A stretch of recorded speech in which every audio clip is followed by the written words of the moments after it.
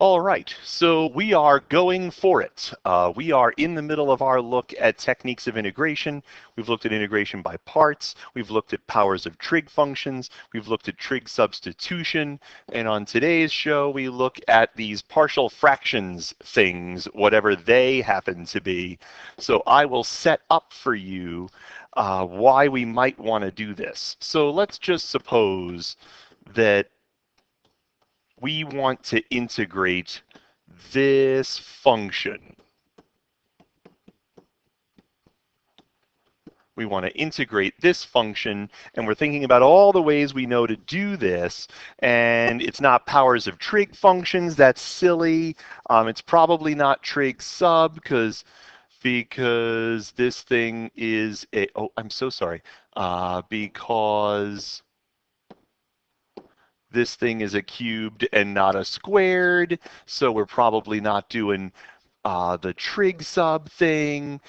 Maybe it's a u sub. Maybe u is the denominator, but then du would have to be this thing, and that's not this.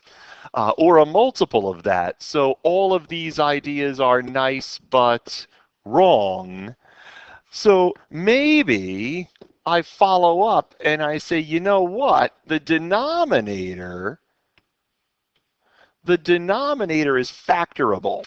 It's factorable as x plus 1, x minus 2, x minus 3. And you're like, yeah, so what? Like that and $2 gets me on a subway in New York. Like that's not helpful.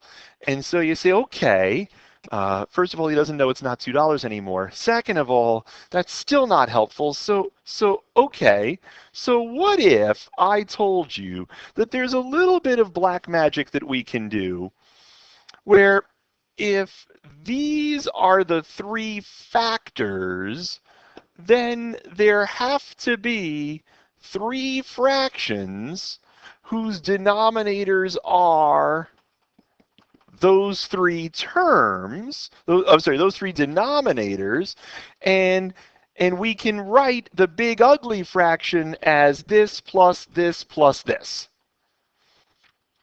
So then I ask you things like, can you integrate that? Sure you can. Can you integrate that? Sure you can. Can you integrate that? Sure you can. And so you're thinking, well, maybe we've got a shot. The process that takes us from this step to that step is called partial fraction decomposition. And it does no calculus whatsoever. It is actually a pre-calculus idea that allows us to take proper fractions, proper because that's a squared and the denominator is a cubic. So it's a proper fraction. If we have a proper fraction with a factorable denominator, we can break it up. It is much easier to do it than it is to describe it. So I am going to do it. That's not what I want.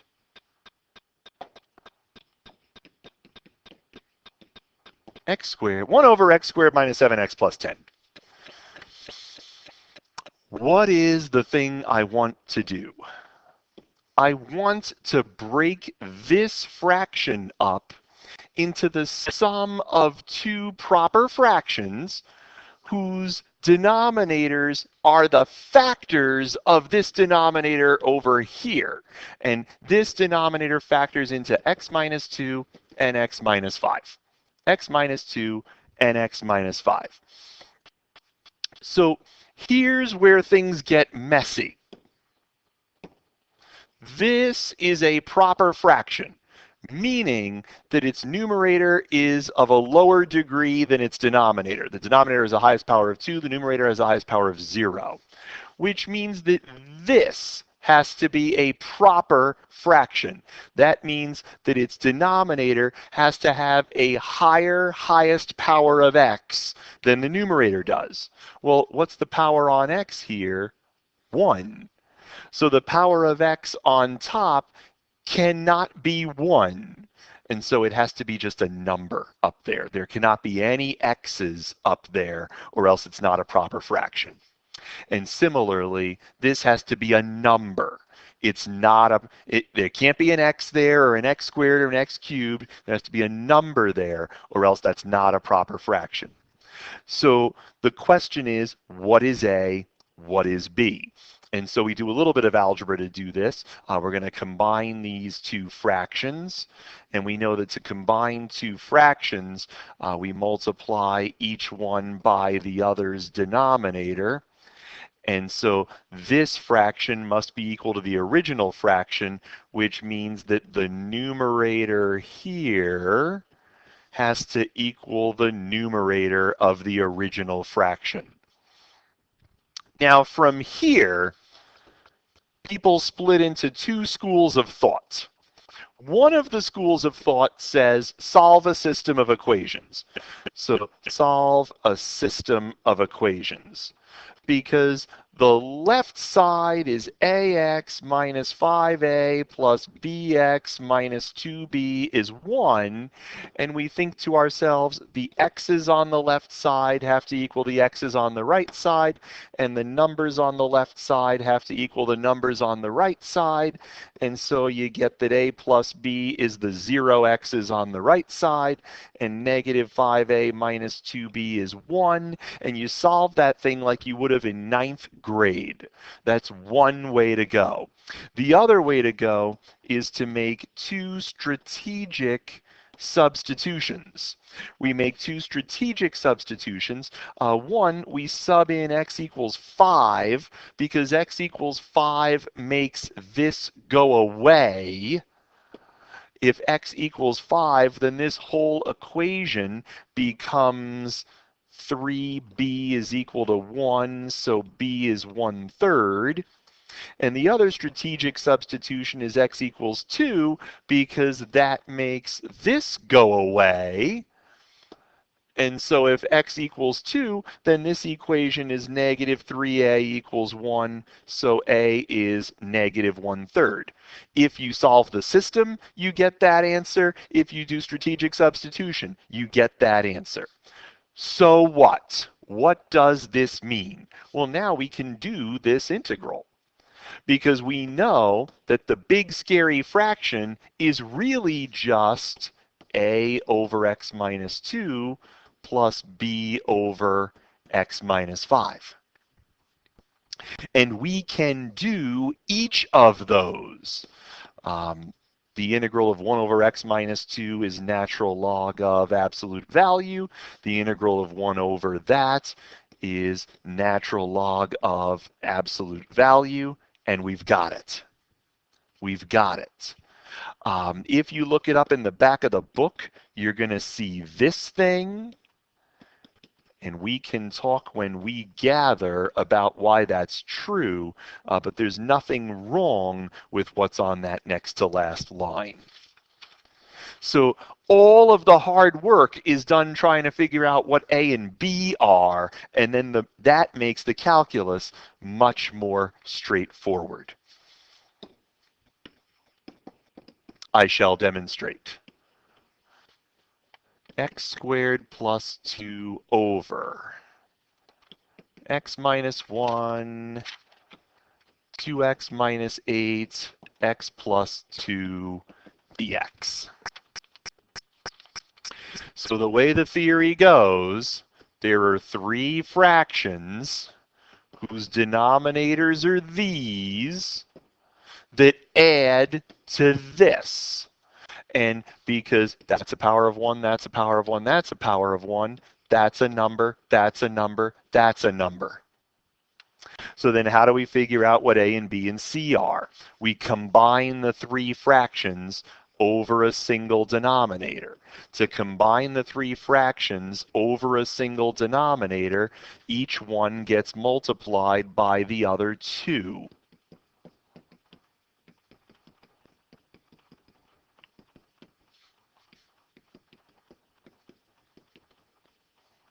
Each one multiplied by the other two.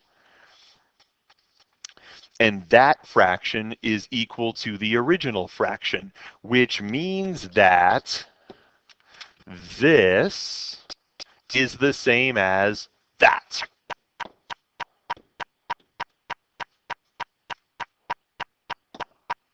Great. So what do we do with that? Oh, so sorry. What do we do with that? Well, two schools of thought. One is that we solve a system. That system is a 3 by 3, and that's hard to do. The other is that we make 3 strategic substitutions. I will try that here. One of them would be to make x equal to 4. If x is equal to 4, then that drops out the first term and the last term. That's what gives us that b is 1. Then we might try substituting x equals -2.